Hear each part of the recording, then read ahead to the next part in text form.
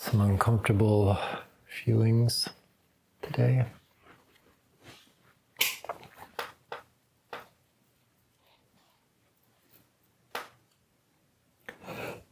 Excuse me.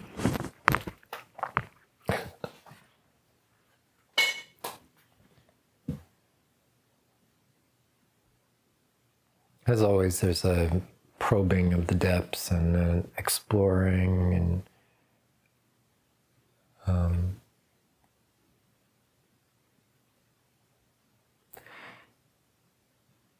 I love having time on my hands. I love being able to just sink into my own rhythm, to wake up slowly and savor the liminal space.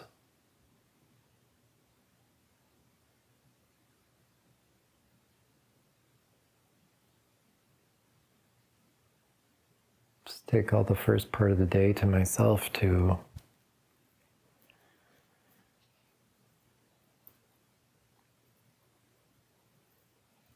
take care of my basic needs and ease back into the world. And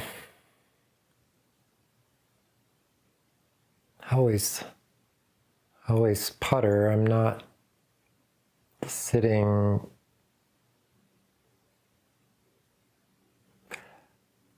I'll have my breakfast, watching something, but then I'm doing the dishes, and then I'm researching something, then I'm vacuuming, I'm always kind of multitasking.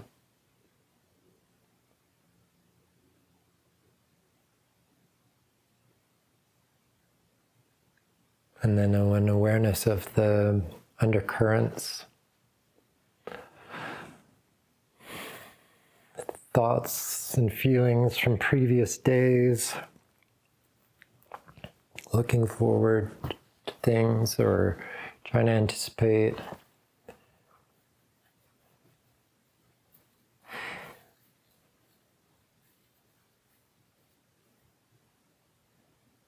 I've been really, I'm not sure I've been really reviewing my astrological stuff. In all of these videos I've mentioned it. I mean, I've done this for years, but it's interesting, like, certain things seem to kind of revealed to me as life shows them to me. For example, with the Moon in Scorpio placement, like, I had known about the kind of mother wound, and also this kind of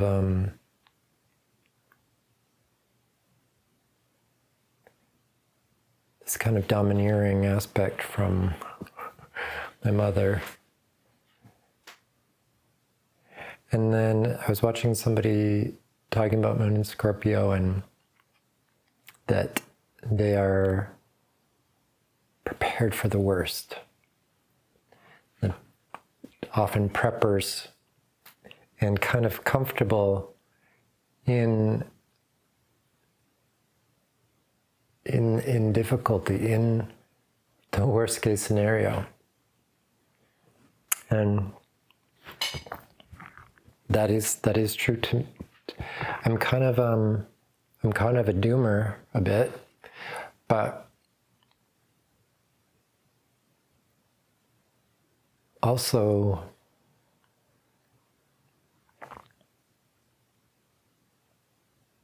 I think I would know what to do in those situations. I would have the strength and stability in the apocalypse.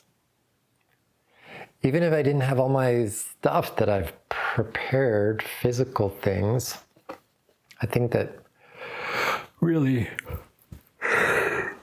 something inside of me, I would tap into a power within And I'm finding that right now, I think, like, say, in this, which I am thinking, like, is kind of,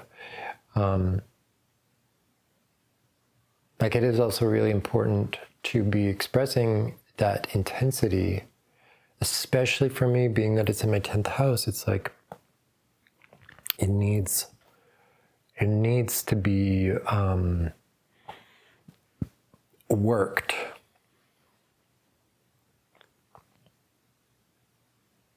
It needs to be felt in the world,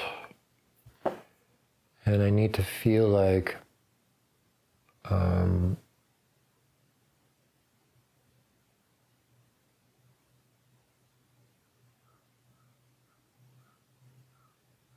I'm achieving something.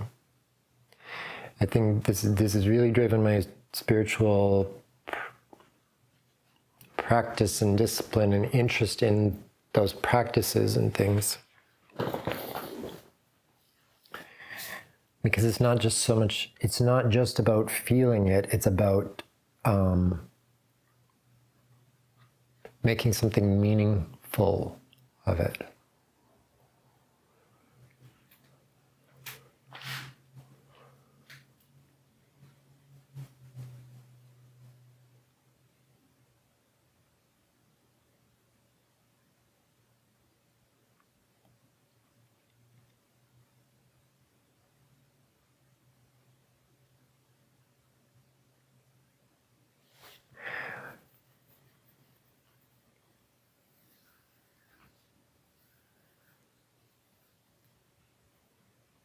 I like to have time to myself to kind of stew and feel and ruminate. But at the same time, it also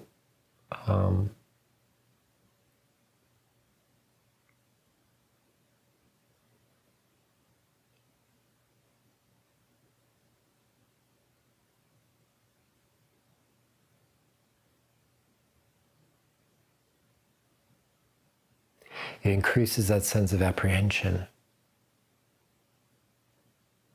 It increases that sense of like something's going on and I gotta find out what's going on.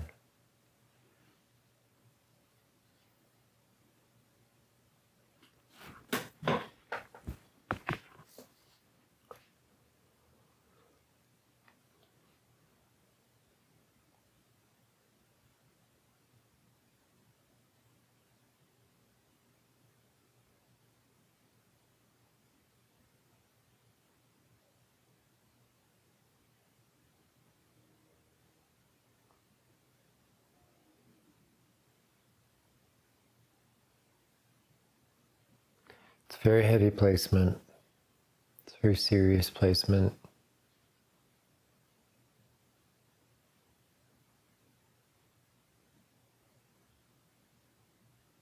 And I know it's important for me to find this meaningful work. And the thing that is really, it feels like it's kind of meeting that, ticking all the boxes of that, or a lot of them, or something that I'm feeling called to do is Bhutto performance.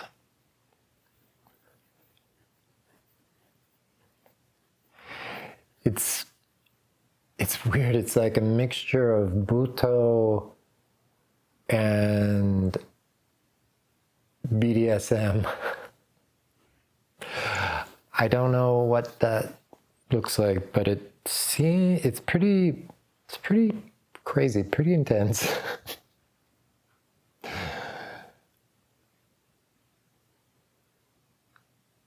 Makes me think of this movie, Preaching to the Perverted, that had these like kinky performances. It was about this madam and her troupe that did these kind of fetish shows.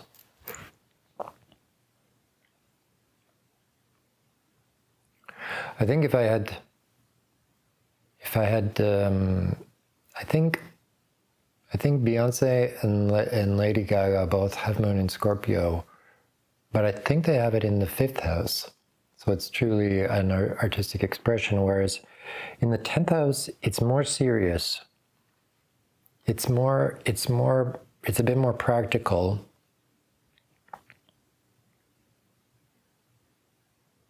It's a lot more practical. It's a lot heavier.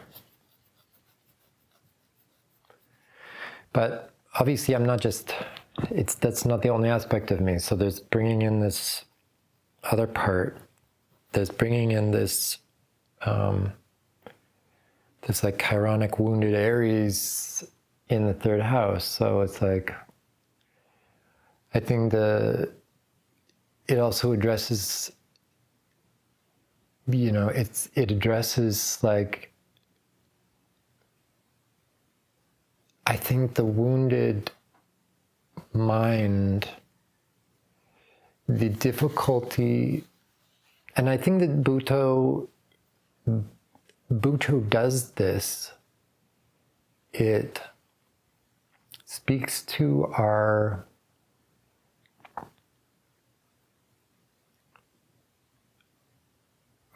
wounds in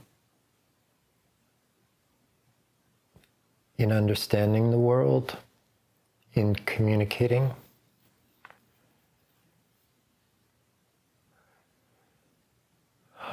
Being that it's like, it's an art form that isn't, it's very atypical art form in that it's improv, so it's not scripted, and it's also about catharsis, and it's about expressing those things which are unpalatable often. So it's a kind of shadow work.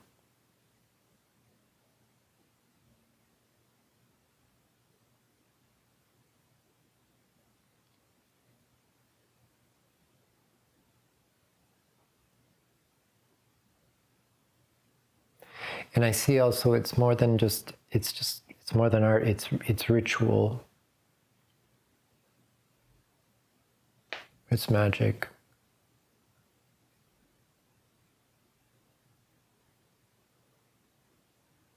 Honestly, don't even know how to go about it other than going to some workshops and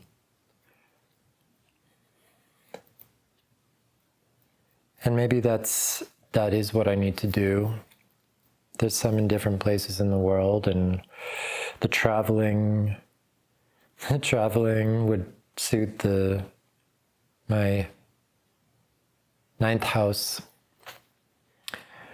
North Node and Uranus. Some astrologers say my Pluto is in my 9th house, and some say it's in my 8th house. I mean, it depends on the chart. So I could have both Pluto and Uranus in the 9th house, which would mean that travel is important for me. And this kind of higher education that is a different sort. Having Uranus in Scorpio in the 9th house, I think it's like a very radical transformative process. A very radical kind of education. And I think that's already been the case for me in my life. And,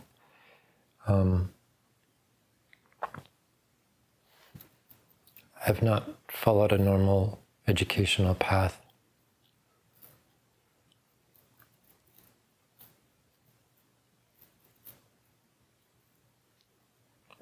And when I did travel internationally, it was initiatory. And that's what I think it will be each time. And so there's a bit of nervousness in that. Like, I don't want to just go for 2 weeks somewhere. I want to go and not know when I'm coming back, if ever.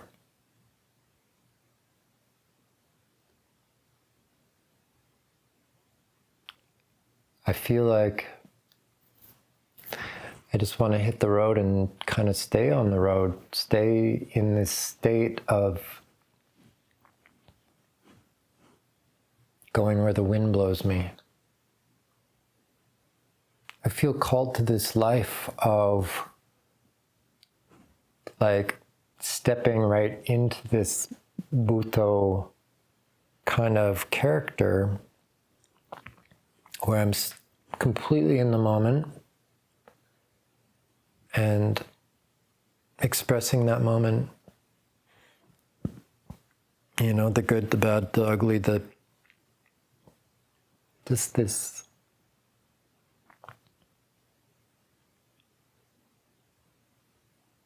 radically alive character that's catalyzing the world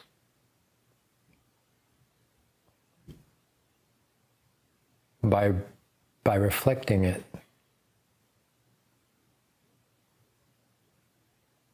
by embodying it.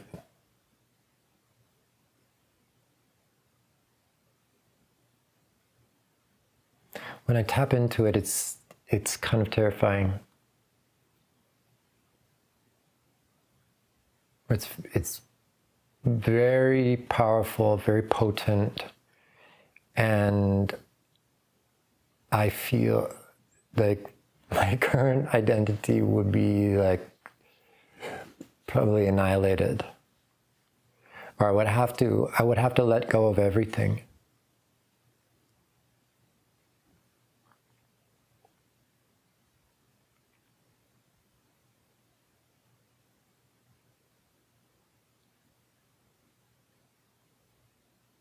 It's really kind of quite terrifying. But it's calling me.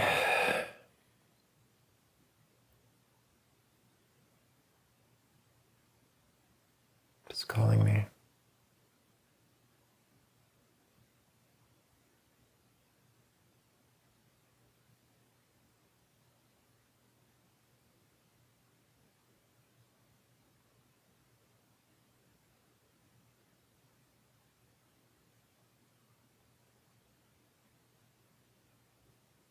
I want to know what I'm capable of.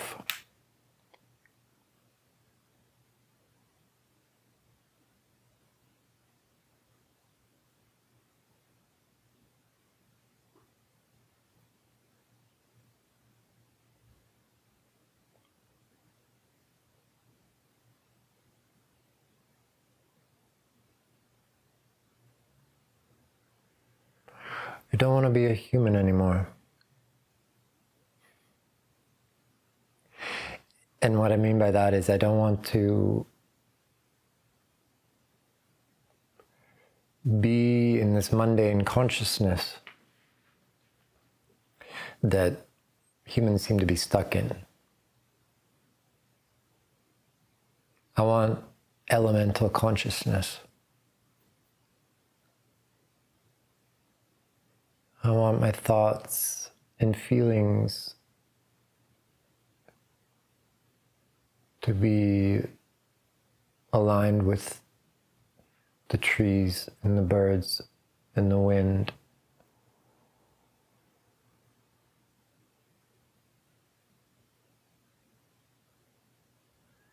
And I think that really the calling of this kind of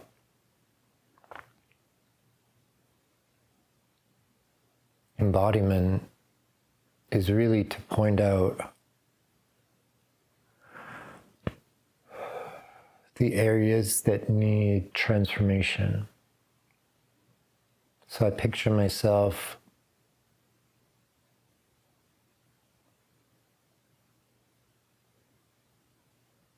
maybe like mostly naked, but with black paint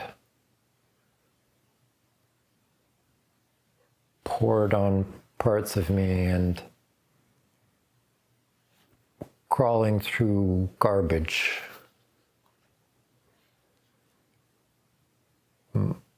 rolling around on a beach tangled in a net.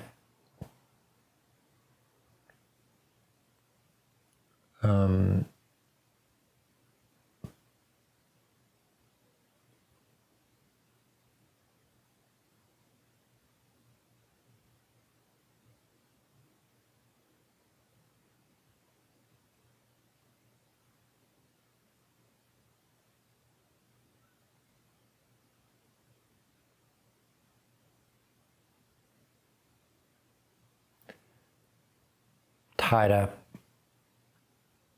trapped in a plastic bag.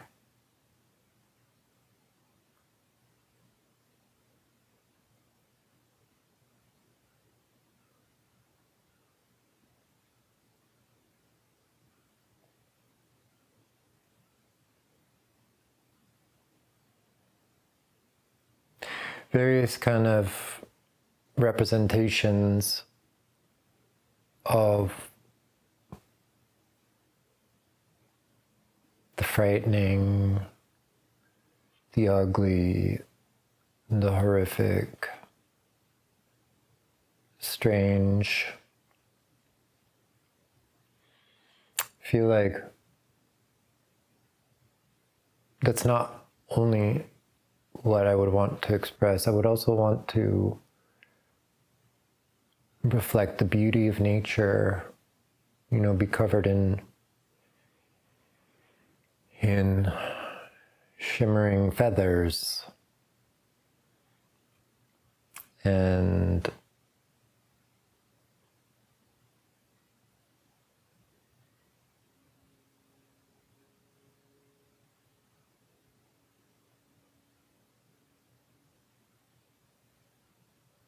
dancing in prismatic light.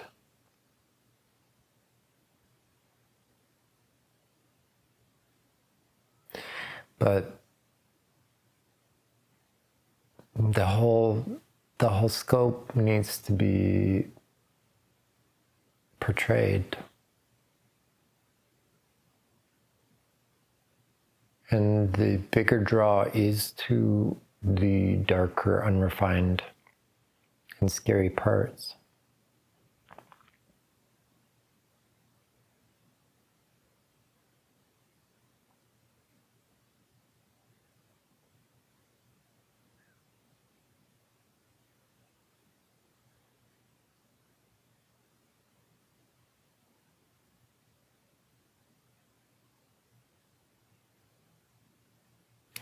I've seen it, it does exist within our world. For example, Lady Gaga kind of does some of that. There seems to be a lot of celebrities that are playing with all those dark imagery. But I feel like they're doing it in a glorification way, in a satanic way. And that's not what I mean at all. I don't mean to invoke more of the darkness. I just mean to bring it to light. I mean to dispel the darkness by bringing it to light. And I think that's what Buto's original intention was. I think because it was in response to the bombing of Hiroshima and Nagasaki, and it was called the Dance of the Dead. And so it's almost like giving voice to the voiceless,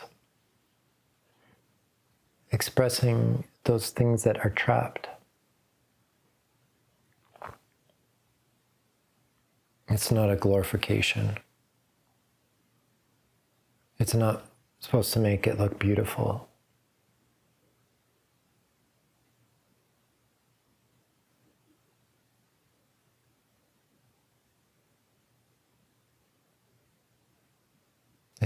It's raw.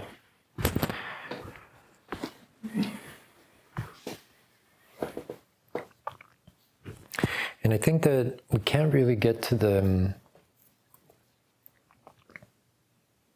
like that this is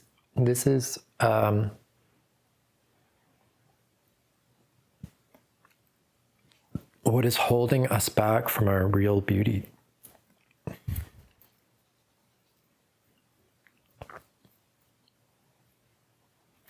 Our unwillingness to face our shadow, to go into those depths, keeps us from our true beauty and our true vitality.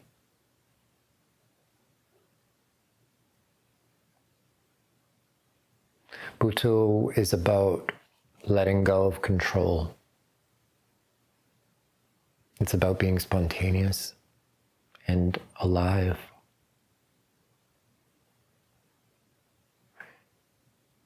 Not letting the paralysis of terror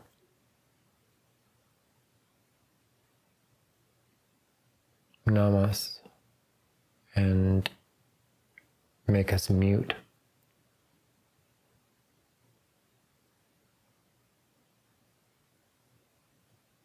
It's overcoming that spell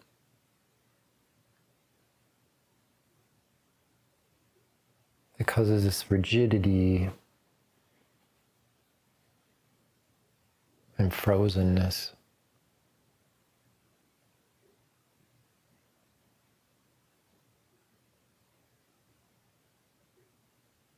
I think about how so much in my life I haven't felt that it was safe that I could express my feelings. And because of that, those feelings would get even more intense and more dark.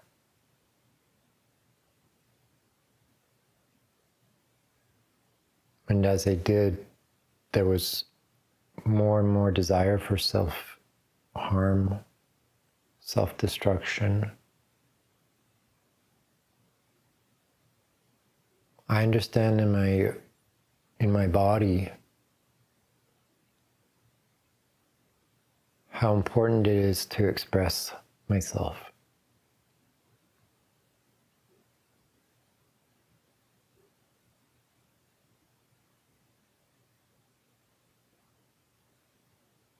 I feel when I'm moving. I feel when I'm dancing. And it's a flowing feeling. It's not a stuck feeling. It's not a feeling that seems to dominate me, but a feeling that alivens me. Even when it's this bitter, sweet pain of release, because sometimes when I'm dancing and moving, there's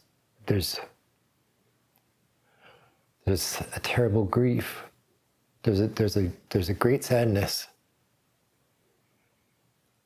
but it's because it's moving.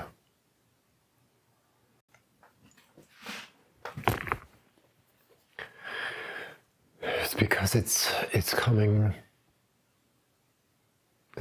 out. It's finding an outlet. And the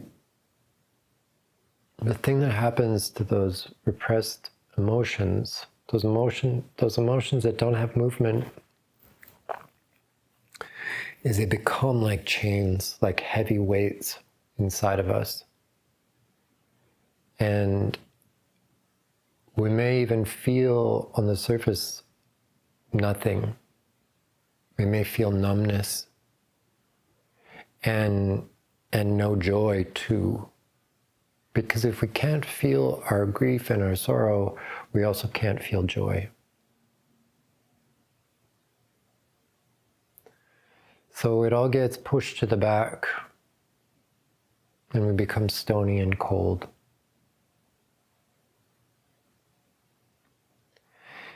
And it's in the movement that we can feel those feelings, and especially in the beginning, it won't necessarily feel good. We'll feel all the pain and all the shame and the grief and all that good stuff.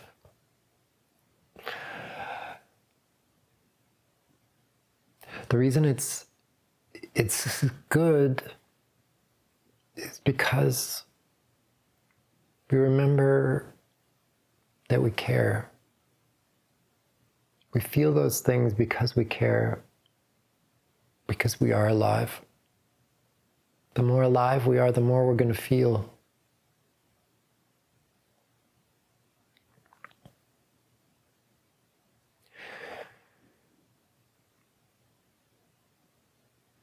But if we avoid our feelings, if we decide that they're not acceptable, or we've had experiences where we've been shut down and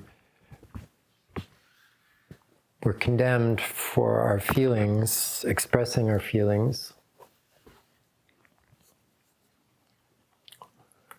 then we'll keep them inside, and they'll stagnate, and they'll become poisonous, and they'll cause disease in us.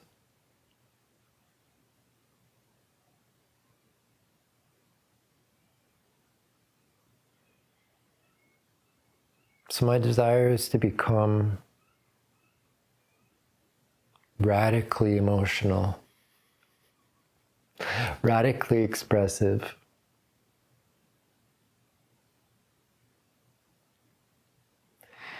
and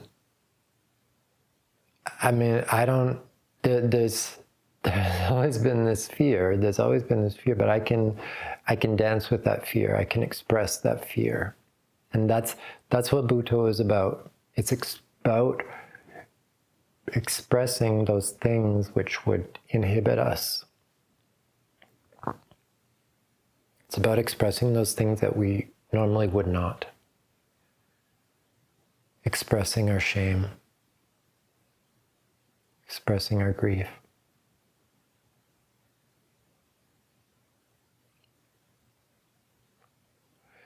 And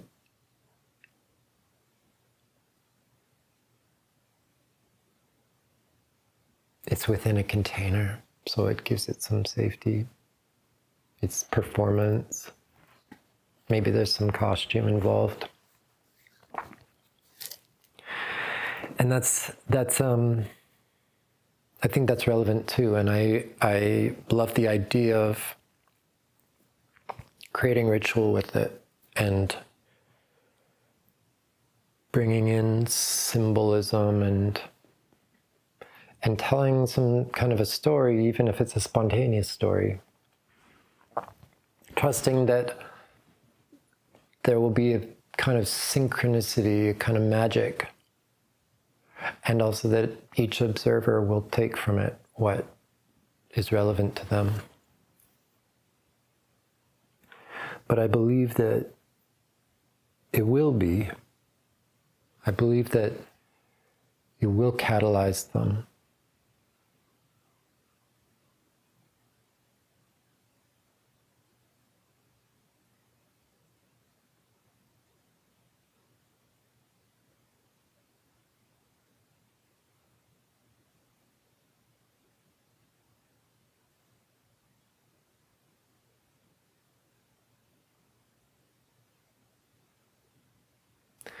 Thing is, I have to do it first. I have to be willing to jump off the cliff into the flames.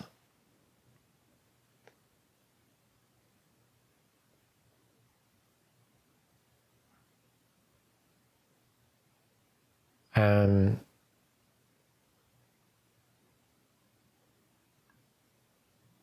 do that while I feel weak and wounded, and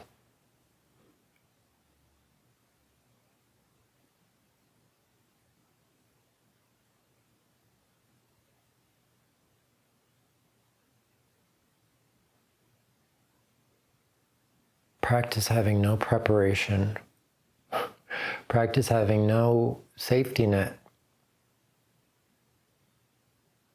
It's not about safety. It's about trusting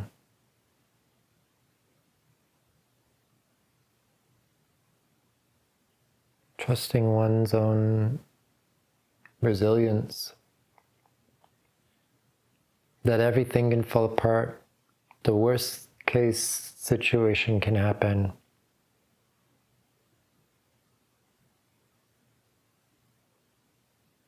And it just is. There's some intrinsic part of us that survives it. And I think also, to me, the big appeal with that is that the part that survives it is our true self. And the process washes away the false.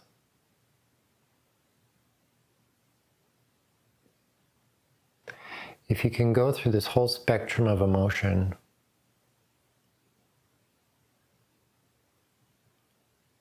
allowing it to come up and watch as it dissipates,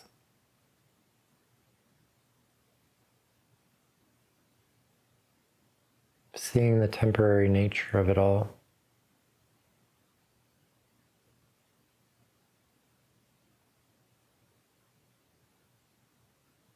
and being aware of that part that just observes.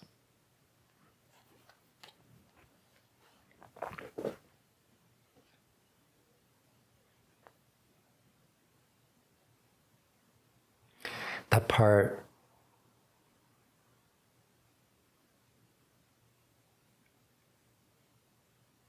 is so boundless.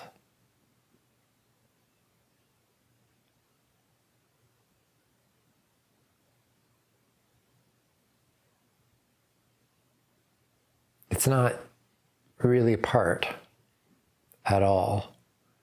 It's not apart from anything, and it's not a part of something. It's everything.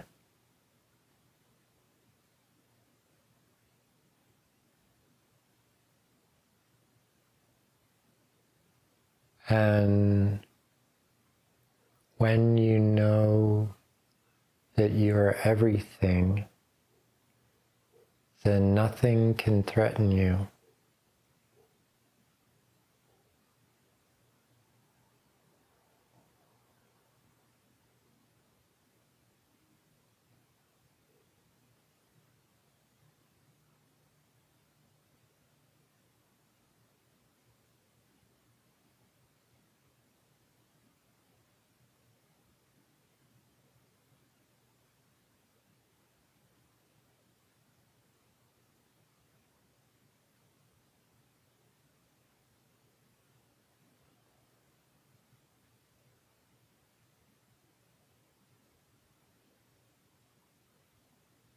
But I'm faced right now with my human self. The story that led me up to this place, my comforts, my attachment, my home, all this, the narration of, you gotta find a job. You can't just be a sacred clown.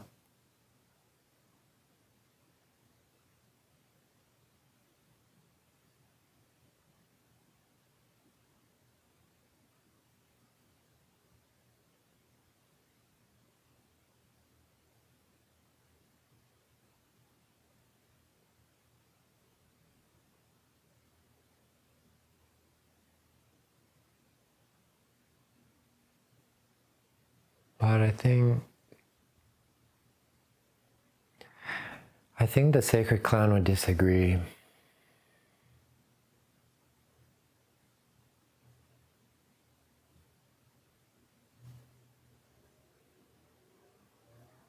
It doesn't make sense. It's an irrational character. But honestly, I think the thing that holds me back is cowardice. And I don't want that to be the case.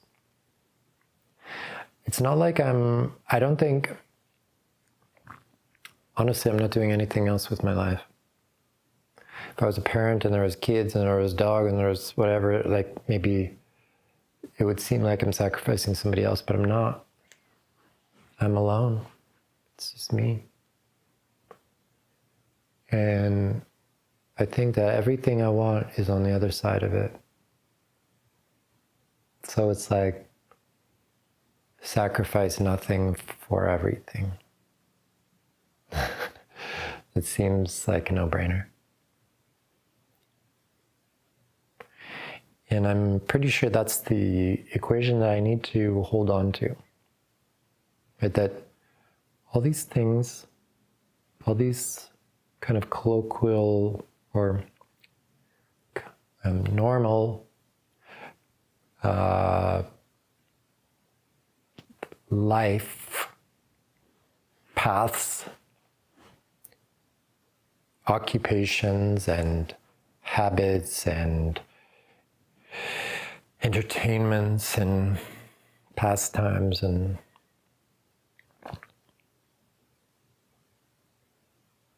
they don't really captivate me. It's like when I try different art forms or hobbies or books or different things, I lose interest quickly.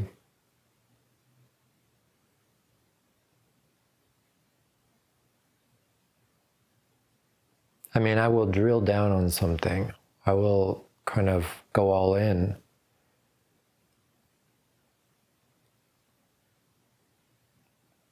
But before too long, I realize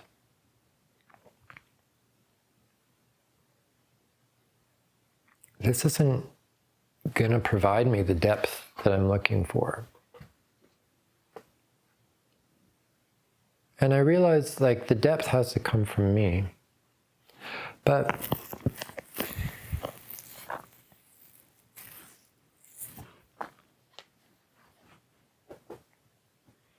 I think in a way society's ruined me. If I grew up in some little town and my parent taught me their craft and that I could, be a master of something, painter or shoemaker or whatever. But I've grown up in this time where there's just so many options, so many possibilities.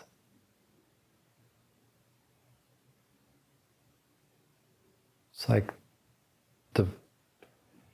and again, this is a Gemini thing, the bird in the hand and the bird in the bush and the two in the bush and the lover's card. We're looking over the shoulder at the other person.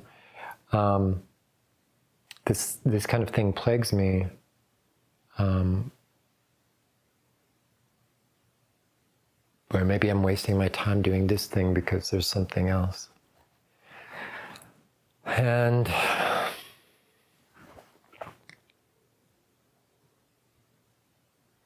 instead of fighting that, I think I should embrace it. I should embrace that attribute of me that's constantly looking for the opposite, the counterpoint, the juxtaposition, and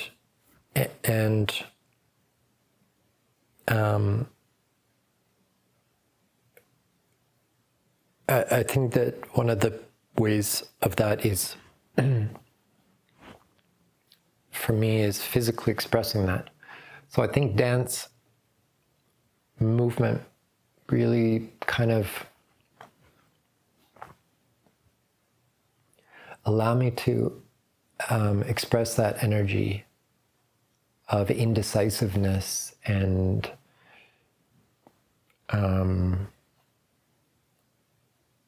just back and forth kind of, this back and forth of the mind.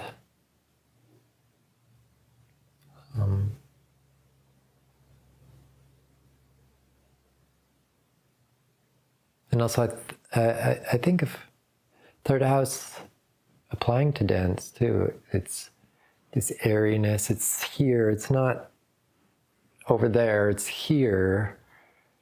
And yeah, I think the association with the Lover's card too. It just makes me think of dance. And I got Venus in Aries in the second house, or that it's close to the third house. So in some charts it may say it's in the third house, but second house, then it is the body. It's like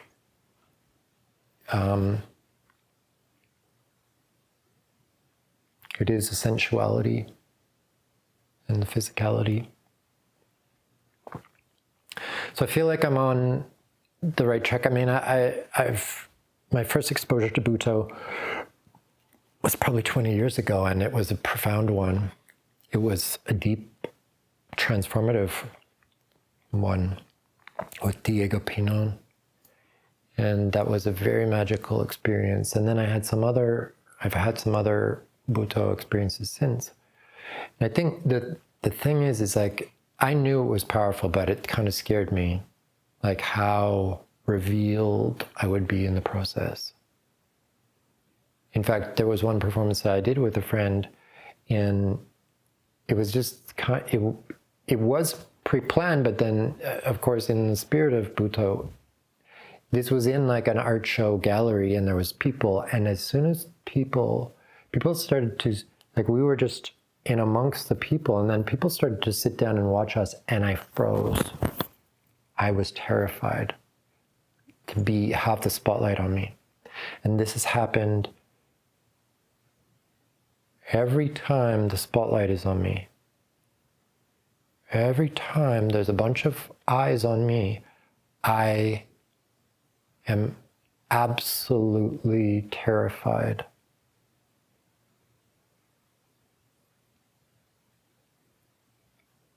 Where it's just the feeling of it is terrible.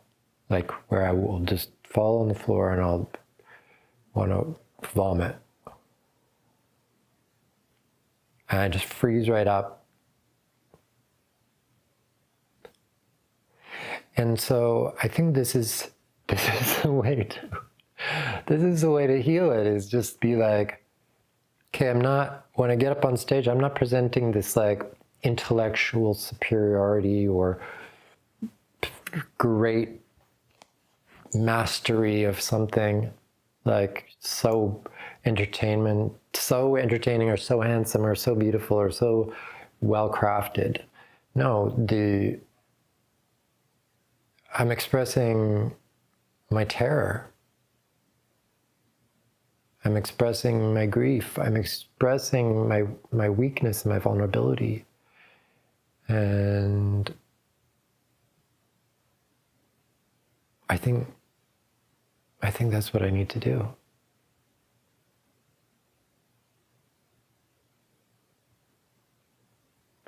And I see how it could be beneficial for others too, to see me do that.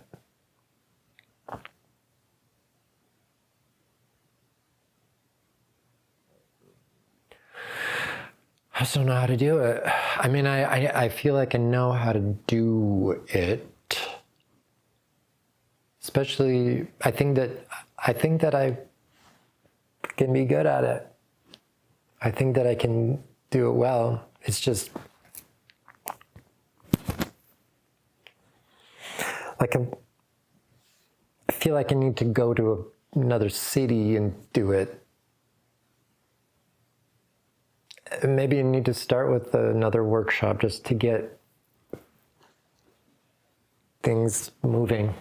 and to be around other people that are doing it and feel a better boost of confidence.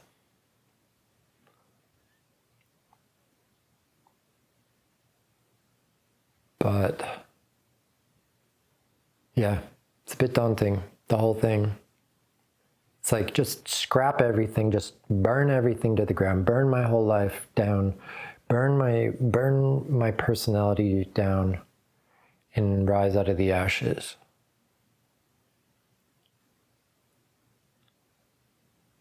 And I'm capable of it. I'm capable of it. And I'm a bit afraid of my capability, my destructive ability. But again, it's like sacrifice nothing for everything.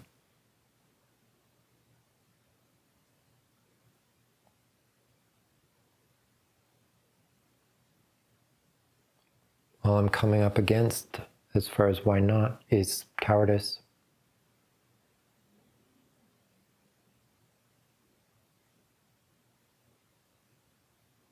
I might look stupid. Somebody might say to you, well, that was dumb, wasn't it? Or that's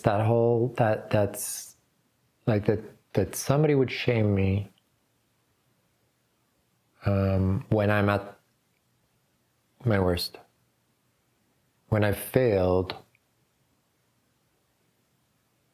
and then somebody else would point that out.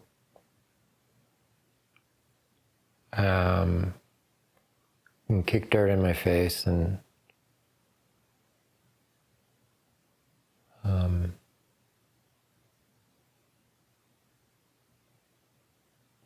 yeah, so essentially I got it all figured out.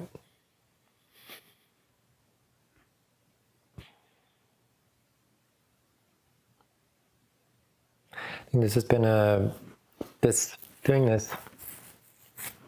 a great start to it.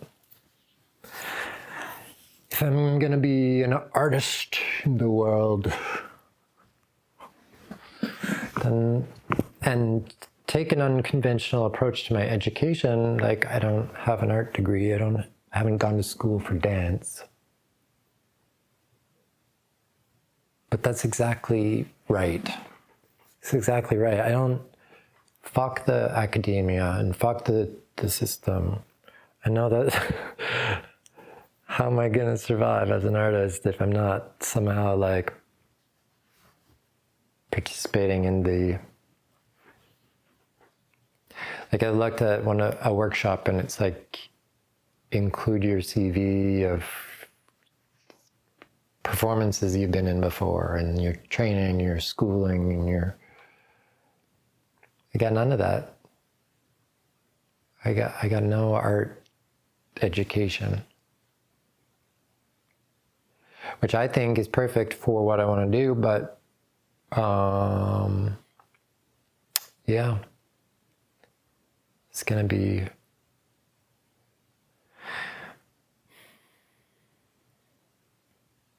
I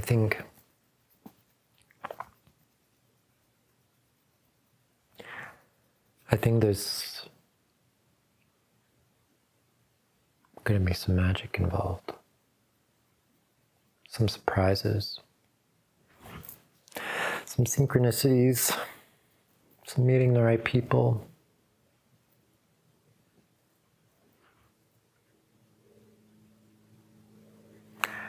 Just got to put one foot off that cliff. Trust. Have faith.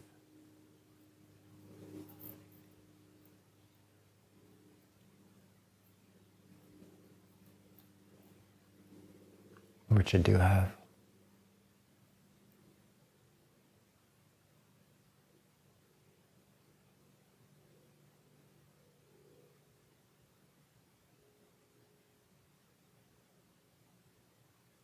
I do have.